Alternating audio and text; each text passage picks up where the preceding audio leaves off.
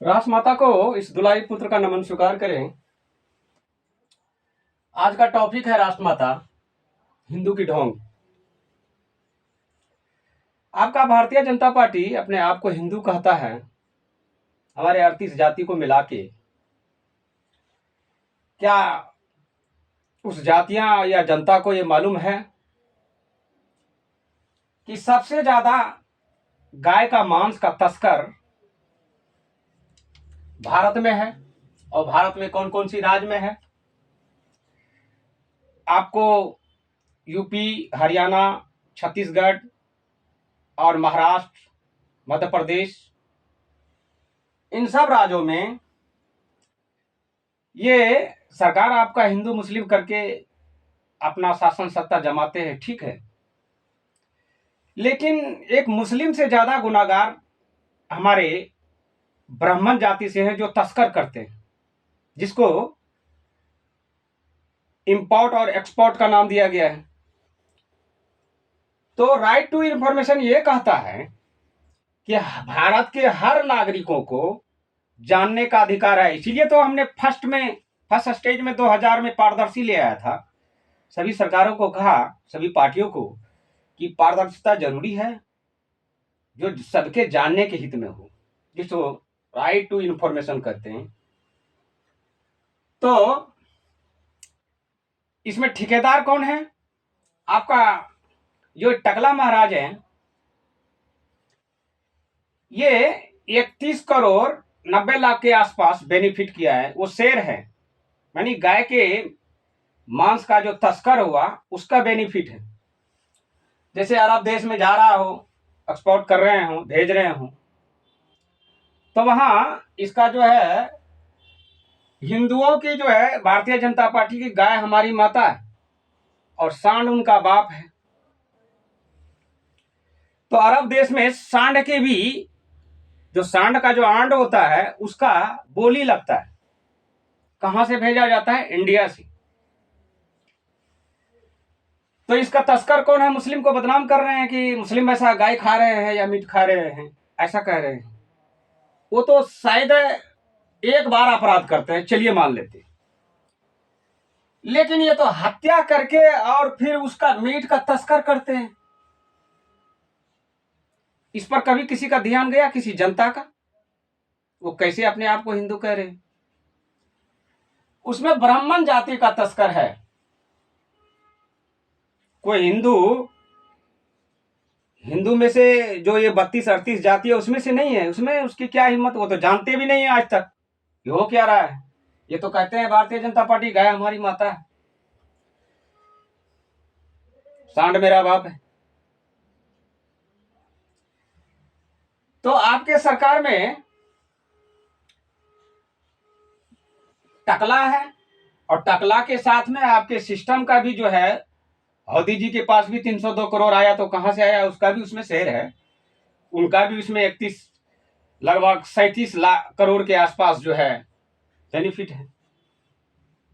यह है हिंदू का असलियत। आज मैं आपकी अदालत में लेके आया। मैं चाहता तो भारतीय अदालत को पूछ सकता था, तो शायद मुझे राय संयुक्त राष्ट्र संघ कुछ उंगलियां उठाते, लेकिन अभी उठा नहीं सकते हैं, क्योंकि मैं समाज के हित की बात कर रहा हूं। किसी को बदनाम करना और उस चोरी को नहीं पकड़ना, मैंने पहले कह दिया कि मैं चोर पकड़ने वाला मशीन हूं मैं। और गाय की मीट का तस्कर भारत है, ऐसा आज आप जान रहे हैं। मेरे मुख से आज तक किसी पत्रकार के मुंह से नहीं निकला होगा, क्योंकि जो भी मीडिया है वो सरकार के तंत्र के अधीन ही काम करता है, स्वतंत्र होकर काम करता नहीं है। इसीलिए इस चीज को दबाया गया। आखिर असल में हिंदू कौन है? हिंदू तो कहीं है ही नहीं। ये हमेशा बौद्ध थे, हमारे पूर्वज अभी भी हैं और आगे भी रहेंगे। उनका डीएनए टेस्ट करवाएं, उसके डीएनए के आधार पर ऐसी भाषाएं निकली इनके मुंह से। तो इसे मुझे खोदना पड़ा। ये खोद रहे हैं मस्जिद के अंदर, मंदिर को ढूंढ रहे हैं उलझाने के लिए। मैं सुलझा रहा हूं इसको, ताकि वो 38 को भी पता चले कि भाई हो क्या रहा था। तो जिनके पास जो अवैध पैसा है वो कहां से आया, इस तरह का एक्सपोर्ट इंपोर्ट करने की वजह से शासन सत्ता अपने हाथ में आ जाए, उसका गलत दुरुपयोग करें, ये जानने का अधिकार है हर जनता को भी कि आप किस देश को क्या भेज रहे हैं, उसके एवज में मुझे क्या मिल रहा है। और ये सरकार कहेंगे आपका ये जानने का अधिकार जनता को नहीं है। हर पार्टी को है। जो शासन सत्ता के भागीदारी में चले गए हों उसको भी जानने का अधिकार है, साथ में उस जनता को भी हक है जो आपको एक एक वोट देकर के प्रतिनिधि बनाया देश को संभालने के लिए, व्यवस्था बिगाड़ने के लिए नहीं। मैं माना कि गाय हमारी माता है, तो उन पाखंडियों को कहते हैं कि भाई मेरा लेसन को पढ़ो, थोड़ा बुद्धि बढ़ेगी कि मैं 10 माताएं बना, 10 संस्कारों वाला, हर धर्मों से है, हर जातियों से है, हर समुदाय से है, गुरु भी बनाया। क्यों बनाया? एक सूत्र में ढालने के लिए, जिसका नाम संगठित है। अपनी बुराई को पर्दा डाल रहे हो और गिना रहे हो नौकरशाही और राजशाही, प्रजातंत्र, राजा का बेटा राजा। ये लोकतंत्र और संविधान के तहत ही देश चलना चाहिए, जो आने वाली पीढ़ी को भी मैसेज मिले इतिहास का। इसीलिए मैंने कहा था सबों को अपना अपना इतिहास ठीक कीजिए। मुझे गड़बड़ लग रहा है, मैं एविडेंस के तौर पर बोलता हूं और अपने आप को कहता है कि मैं ब्राह्मण हूं, और गाय हत्या में वो मीट को बेच करके एक्सपोर्ट इंपोर्ट करने लगे और जनता को कोई मालूम नहीं, जनता को गुमराही की चक्की में धकेल दिए, खाई में, तुम इसी में रहो। उसको कौन निकालेगा बाहर से भाई? अभी तक जो दबे कुचले हैं मेरे तरह, उसको कौन निकालेगा? आपका ये हिंदूवादी संस्था निकालेगा, जो इस 24 साल में नहीं निकाल पाए। 24 को छोड़िए, जो मैं चल रहा हूं मैं उतने लेखा जोखा, वो जो आजादी के बाद वहां लेखा जोखा नहीं करूंगा, वो बहुत दूर है। जहां से मेरी आंखें खुली 90 से मेरी आंखें एक टकी है, पूरा मैं देख रहा हूं, एक खिड़की खोल के मैं देख रहा हूं कि कब क्या रहा है, किधर जा रहा है।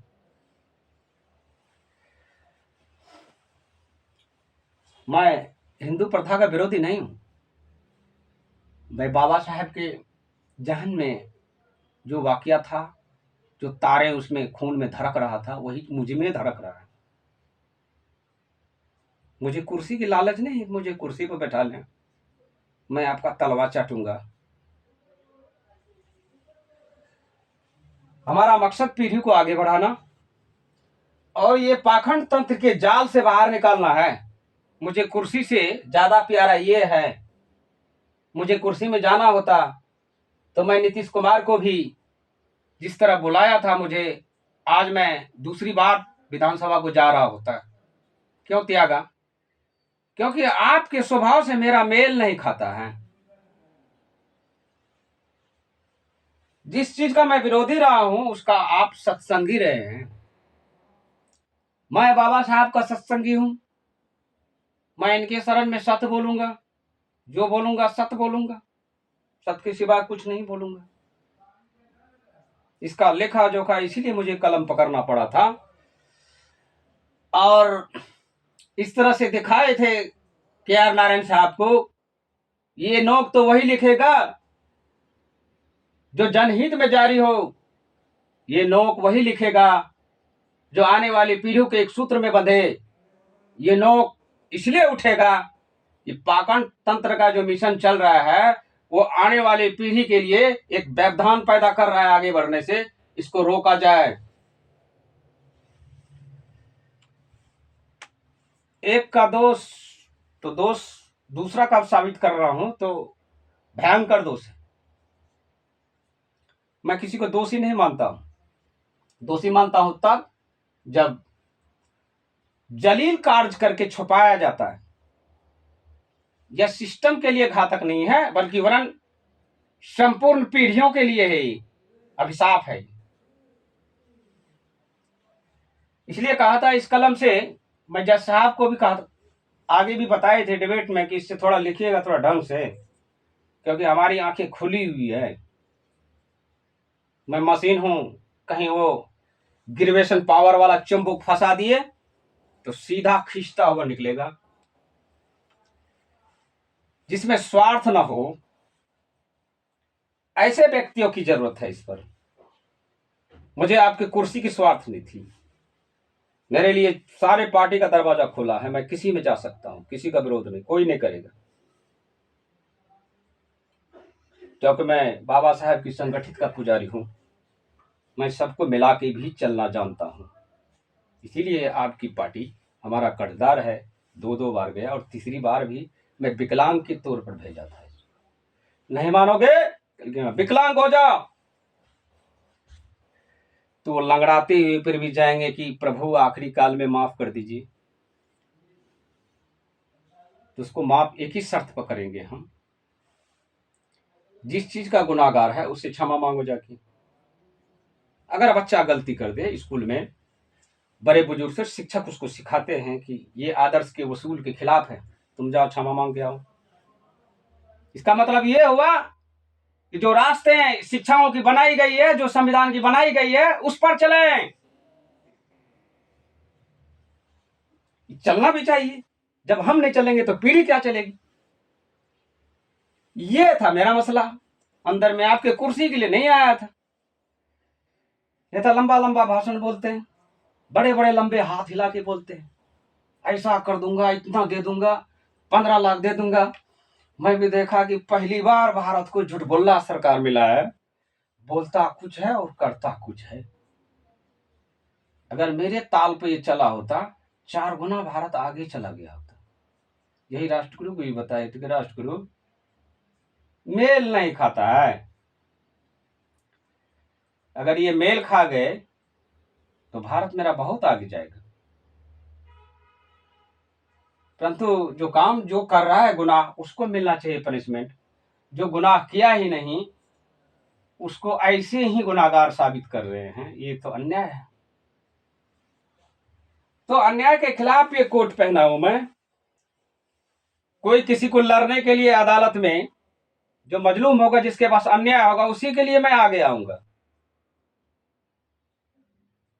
किसी का मुकादमा लड़ने के लिए नहीं कि लाओ भाई जनरल में आए हो कोर्ट में, लाओ मेरा मुकादमा तेरा लड़ता हूं चाहो। जब राष्ट्र के जटिल समस्या जहां अटकी पड़ी हो, वहां मुझे ले जाइएगा। वहां मैं दूध का दूध, पानी का पानी करूंगा, क्योंकि मुझे स्वार्थ नहीं है। अब तो इतने वर्ष आ चुका है, 51 में जा रहा हूं। अब मैं छल करके करूंगा भी तो क्या, और छल करके क्या करूंगा? फिर तो उस टकले को कहिएगा नर्क और स्वर्ग का जो है, इसी 1 महीने के अंदर में आप आसमान धरती को छान के देखें तो पृथ्वी पर आप सबसे बड़े बोझ नजर आएंगे कि मैं पैदा ही भारत में क्यों हुआ। जैसे आपके हौदी साहब का कहना था, विदेश में जाते हैं तो कहते हैं मैं भारत में पैदा ही क्यों हुआ। मूर्ख आदमी को भारत में पैदा होना गुनाह तो है ही, जो मिला के चलना ना जाने। इन्हीं चंद शब्दों के साथ मैं अपने मुख को विराम देता हूं। जय भीम, जय भारत, जय रविदास, नमो बुद्ध।